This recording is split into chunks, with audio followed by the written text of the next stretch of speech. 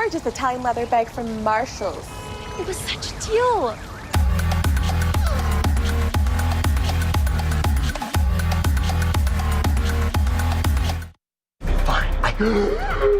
Let me hold on. Maybe even man mermaids. Mermans. Mermaids. A lot of laughs went down on the Free Guy set. The film hits digital. Happening now. Governor Greg Abbott holding a press conference on border security today in Del Rio at the same spot where just days ago migrants flowed across the U.S. border. What he credits to stopping it. And how one business owner who's a DACA recipient is helping other dreamers on their path to citizenship. Next. The much anticipated cold front is moving through as we speak. I'll be back to let you know how much cooler it's going to get and the most noticeable changes behind the front in just a bit. The News at 5 starts right now.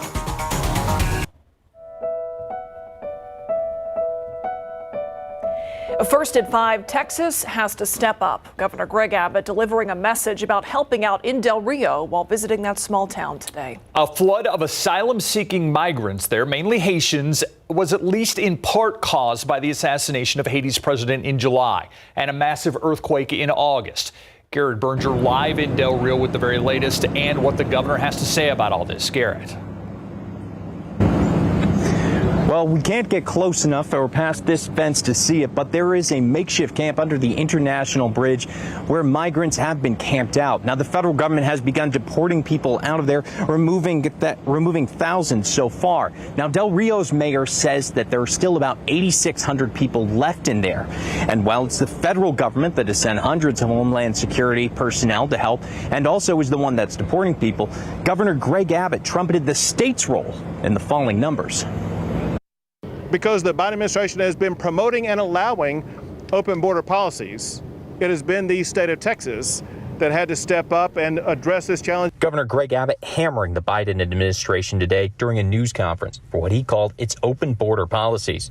The governor saying the Biden administration must enforce immigration laws. The Biden administration is a man-made disaster of inhumanity, of epic proportions. It must end. It must end immediately. Abbott credited the DPS troopers and National Guardsmen he sent to the border with stemming the flow of migrants here. They have created a steel barrier preventing people from being able to cross the border. Flanked by troopers, the governor spoke from what had been a busy crossing spot just upstream from the International Bridge. This dam had facilitated crossings from the Mexico to U.S. side just days ago. Now there's nothing left but trash. Del Rio's mayor saying it had been a very different scene, calling it a dire situation. People were bringing in supplies, people were bartering all along the forest line here, the brush line here. They were bartering, equipment, food, plates of food. It was a complete unorganized chaos of people moving out here. Abbott said the state will keep resources here until the location is, quote, fully restored to total control. The Border Patrol chief has said that he's aiming for all the migrants to be gone from the camp within the week. However, today, Governor Abbott expressed some doubt at that timeline, saying that the Biden administration has shown no capability of being able to process all those immigrants in that time. In Del Rio, I'm Garrett Berger, KSAT 12 News. Thank you, Garrett. Meantime, it is back to the drawing board for immigration reform. The Senate parliamentarian decided Sunday it didn't directly affect the federal budget, so it was taken out of the over $3 trillion budget proposal before Congress. Jesse DeGogato tells us that decision will impact the tens of millions who've been seeking a path to citizenship for years. Monsi Contreras' parents brought their little girl to the U.S. illegally, not knowing what the future would hold. My parents always mentioned, who would have thought that we would be raising this Americanized teenager? That's been her life, says Contreras, for nearly 25 years now. On the dance team as a teenager, and even after becoming a DACA recipient, Contreras says she was never open about her legal status until she started her own jewelry business. It was just a completely different thing that I learned to be appreciative of what I have and how I am here. Entrepreneurs like Contreras and hundreds of thousands of other DACA recipients, as well as millions of undocumented workers, are why advocates say immigration reform should have been part of the budget reconciliation proposal before Congress. We do know that there is a massive impact of getting 11 million people to contribute fully into the American economy. Also at play, a recent federal court ruling could be heading to the Supreme Court that effectively ended DACA. Even so, says Ramos. There's already been conversations about the fact that there's going to be another proposal, and just to give it a couple more weeks. So for these DACA recipients, it's not over yet. Until every single possibility is exhausted, we will continue to work. I hope so. I hope that, dreamers like me don't give up that hope because, we've come so far. Jesse Degollado, KSAT 12 News. In a statement, Senator John Cornyn says his Democratic colleagues have a plan B, but, quote, while I haven't seen any details, he says, I seriously doubt it will succeed, end quote. Meantime, Democratic Congressman Joaquin Castro says in his statement, quote, I am working hard with colleagues in the Senate on alternative proposals that can pass muster in this bill, end quote. In New at 5, the Kerrville Police Department hoping a surveillance photo will help put a robbery suspect behind bars. It happened just before 10 this morning at the IHOP in Kerrville. Investigators say a man armed with a semi-automatic pistol went to the clerk and demanded money. He was wearing a Ping brand Texas A&M pullover like the one you see here. No one was hurt here, but the suspect did take off with an undisclosed amount of cash. He's believed to be driving a light-colored Toyota Prius. If you have any information, call Kerrville Police at 830-257-8181 or the Kerr County Crime Stoppers. That number is 830-896-TIPS. San Antonio police investigating a shooting near John F. Kennedy High School. They say an innocent bystander was shot in the arm during a fight between two groups. This happening in the 1800 block of South General McMullen. The victim's injuries are not severe. He is expected to be okay. We're working to get more information, and we'll have an update as soon as we get it on air and online. A man caught on camera trying to fake an alibi and get rid of evidence in a murder is now behind bars. San Antonio police say the recording was taken while the suspect, this man, 34-year-old Terrence Dwayne Reed, was alone in an interview room. Reed was being questioned by detectives in the September 9th murder of Ernest Franks. Franks died at a hospital after he was shot in the 200 block of North New Braunfels Avenue. His girlfriend also injured, but she survived. Arrest documents state when the detective left the room from the interview, the suspect, Reed, made several calls telling people to get rid of multiple firearms. He also called his girlfriend, asking her to lie to SAPD and say they were in South Padre together.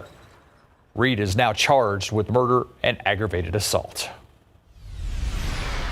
It was the only one-dose shot of the COVID-19 vaccine, but now Johnson & Johnson says a second dose offers stronger protection. And the news comes one day after Pfizer announced its own major update in the fight against COVID-19. ABC's Rena Roy with that story. With the U.S. surpassing another grim milestone, more than 675,000 dead from COVID-19. We have so many COVID patients, we truly don't have beds at times. Drug makers are pushing full steam ahead, hoping to keep people safer from the virus. Johnson & Johnson saying new data shows a second shot of its single-dose vaccine given 2 months later leads to stronger protection and says the vaccine is still working well to prevent hospitalizations. This is very good news. This shows that a second shot of the J&J vaccine really substantially improves protection. This after Pfizer announced a decreased dose of its vaccine is safe and effective for children ages 5 through 11. 1, 2, 3. They tested it on more than 2,200 children, giving just a third of what's given to adults. Based on, again, these preliminary results, side effects look good. Less fever, less chills than you see in that 16 to 25-year-old age range. The company will request emergency use authorization for that age group at the end of the month, with shots in arms possibly by Halloween. I think it's the best for our kids, our community, for everyone to get vaccinated, and we're definitely going to do that. A sign of hope as hospitals in areas with low vaccination rates feel the strain. It's a really serious situation that we all need to take seriously and really try to get under control. The federal government sending resources and supplies to hard-hit states. And back to the potential vaccinations for children. A new Axios Ipsos poll shows 61% of parents are likely to get their kids vaccinated once they're eligible. Experts say the more vaccinations in younger Americans, the safer classrooms will be. Rena Roy, ABC News, New York. University Health has a low supply of blood, and our KSAT community partners are making an effort to help out, and you can too. Right now, you can schedule a donation online at the web address you see here on your screen, universityhealthsystem.com. You can also make an appointment to donate by calling 210-358-2812. Platelets and type O donations needed the most, but all donations are welcome. You can find all this information on our website at ksat.com. For the very first time since he took office, President Joe Biden delivering a speech to the United Nations this morning. The speech, a look at the president's long-term vision for global relations and the community. Part of his message, governing for the people in a more unified response. In what President Biden called a decisive decade for our world, it's a message echoed by other world leaders. As we look ahead, we will lead. We will lead on all the greatest challenges of our time, from COVID to climate, peace and security, human dignity and human rights, but we will not go it alone. The problems we have created are problems we can solve. Humanity has shown that we are capable of great things when we work together. Today's gathering comes at a time when President Biden is facing criticism on his handling of certain issues, including the withdrawal of U.S. troops from Afghanistan. The president saying it marks the end of a 20-year war and the beginning of a new era of what he calls relentless diplomacy. A reminder, early voting for the September 28th special election is now underway. That election will fill the seat of former State Representative Leo Pacheco. He gave up his seat last month to take a job at San Antonio College. House District 118 covers southern and eastern parts of Bexar County. Right now on KSAT.com, we have a map for you to find out if you live in that district. You can also find more information about the 5 candidates in this election and early voting, again on KSAT.com. A little over an hour ago, we were in the mid-90s, 96 degrees, the high temperature today. Now things have changed as the cold front has moved into town. The cold front moving through Texas right now. We're 88 officially at the airport currently, but the temperature is going to continue to drop. And you look upstream where the air is coming from, temperatures in the 80s and especially 70s. So that cooler, less humid air is slowly going to work its way through town. Right now, Leakey at 82 along with West Kerrville. Still 98 though, farther south and east of San Antonio and Floresville. That's going to change soon. 97 near Lavernia. Meanwhile, Beauverde 86. So becoming windy and gusty out there. Lower humidity, a few showers to talk about. We'll have all of that and how much cooler it's going to get coming right up. All right, Adam, thanks very much. The rain causing some traffic issues earlier, but we're still dealing with one right now. This is a US 90 westbound at 36th Street. There was a rollover reported there. Crews still on the scene, but they are working to clear this up here, but you can still see that back up. So let's take a look at what that's doing to your travel time in this area. 21 minutes now from 35 to Loop 1604. Also some delays at 1604 as well. Steve, Myra? All right, thank you, Samuel. Whole grain, whole wheat, added nuts or maybe some seeds. Bread doesn't have to just be delicious. It can also be nutritious, depending on what you pick. It's why up next we decode some of those confusing bread labels and tell you which loaves you might learn to love.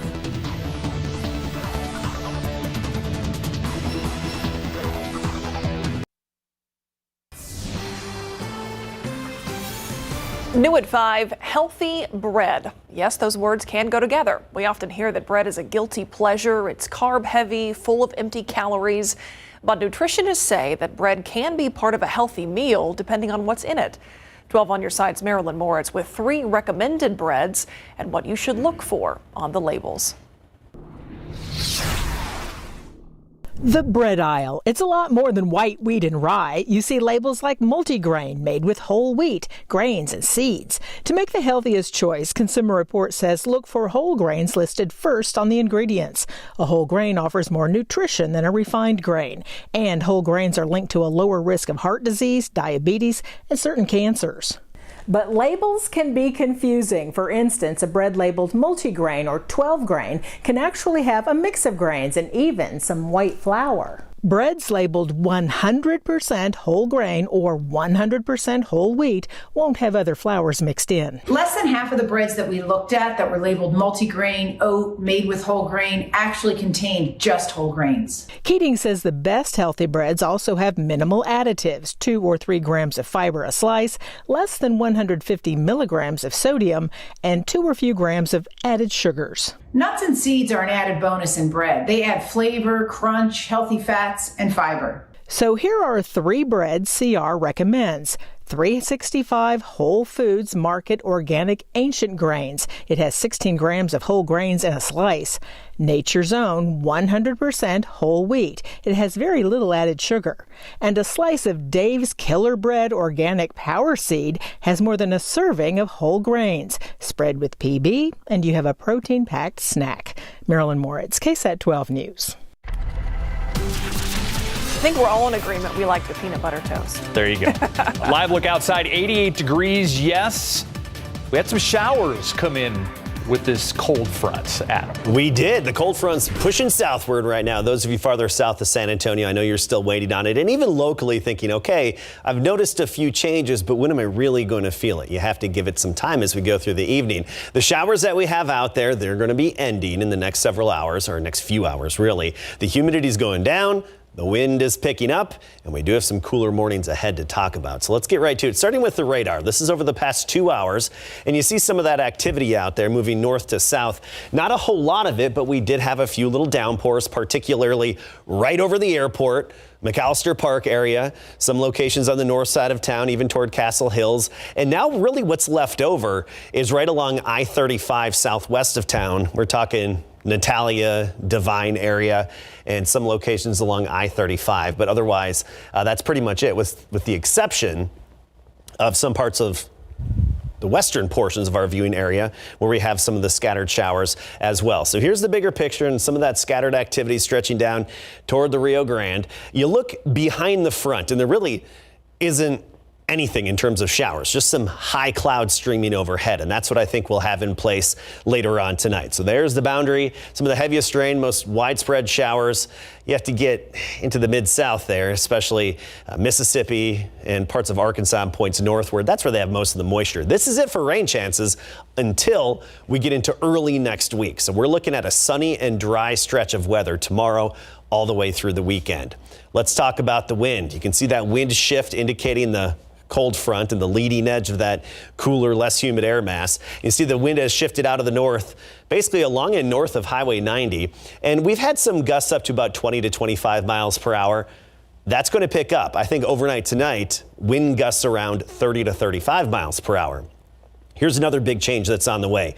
Dew points will be dropping gradually this evening. I want to particularly look upstream where the wind is coming from. Look how dry that air is. I mean, we're talking dew points in the 40s. Dallas, Abilene, Oklahoma, West Texas, the Panhandle as well, and all the way up the plains. So that drier, less humid air will continue to filter in this evening, and you'll especially feel it first thing tomorrow morning. And really, we're going to continue to experience a lack of humidity all the way through the upcoming weekend. Let's talk temperatures now. 70s up in the Panhandle, 80s Dallas, Abilene. So they're behind the front. They're still in the 80s. And I think behind this front tomorrow will be in the mid 80s for high temperatures. So quite a contrast going from near 100 down into the mid 80s. Cotulla still at 103, Pleasanton 99. Gonzales as well. You're waiting on the changes from that front, but Uvalde 77. Some of that's some rain cooled air. So we're talking about tomorrow, 63 in the morning, then 86 by the afternoon. Gusty tonight, gusty through the day tomorrow as well. Some wind gusts at times, 30 to 35 miles per hour. That starts pretty much at sunset tonight, lasts all day tomorrow. More specifically, temperature-wise, in the hill country tomorrow morning, I think we'll see some 50s. Fredericksburg 57, Kerrville, Rock Springs about 58. We're thinking 64, Hondo 63 here in San Antonio. Then by the afternoon, 80s, lower 80s in the hill country. Mid 80s pretty much everywhere else, even 82 Helotes, Timberwood Park 82, Lavernia a high of 85, Elmendorf 86. So quite a far cry from the 100 degrees we just were yesterday and the mid to upper 90s we were today. Notice those mornings 50s Thursday and Friday mornings. Sounds good. Thanks, Adam. All right, after their first 2 games on the road, the Cowboys are heading home. Yep. And they're going to do it in prime time, Greg. Yes, they are, because it's on Monday Night Football, and it's the Eagles, so even better game. Yeah. And when you take a look at this, the Cowboys come into this game with a 1-2 punch at running back. When is the last time you saw Tony Pollard outgain Ezekiel Elliott in a game? Well, it just happened, and a rookie will start at quarterback. What do the Texans have to say about that coming up?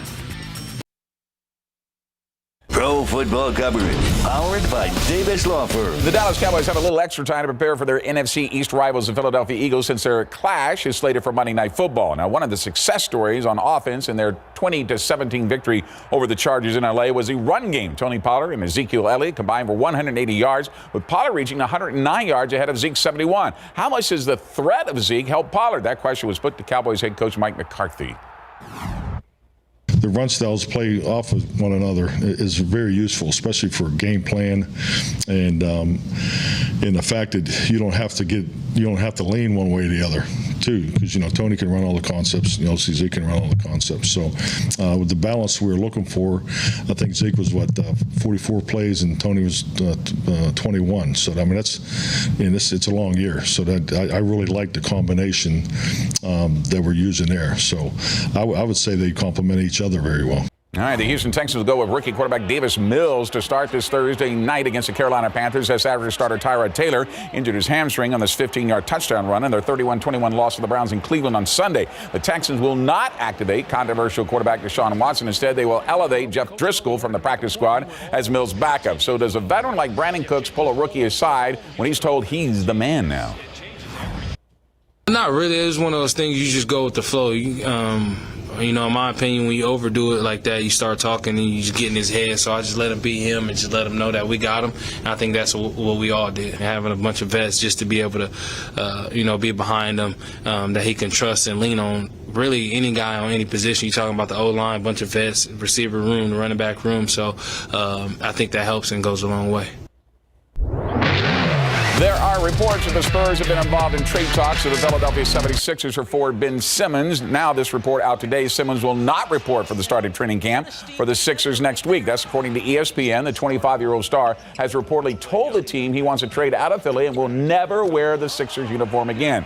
Simmons has 4 years left on his contract. They're scheduled to pay him $147 million, including $33 million for this coming season. And there have been reports that say that the asking price for Simmons from the Spurs is too high. That would include DeJounte Murray and Derek White. So far, that deal has been, we're told, turned down. Yeah, but does it change when Simmons is saying, I will never wear a Sixers uniform again? It puts the pressure on, yes. Yeah, it does. Thanks, Greg. We'll be right back. Take a look at some traffic situations, some slowdowns on Loop 1604 on the northwest side. But the good news is it appears that crash at Highway 90 and 36th has cleared, but we're also watching some delays on the northeast side, 35 at Randolph, guys. All right, thanks, Sam, and thanks for watching the News at 5. World News up next. We'll see you back here at 6.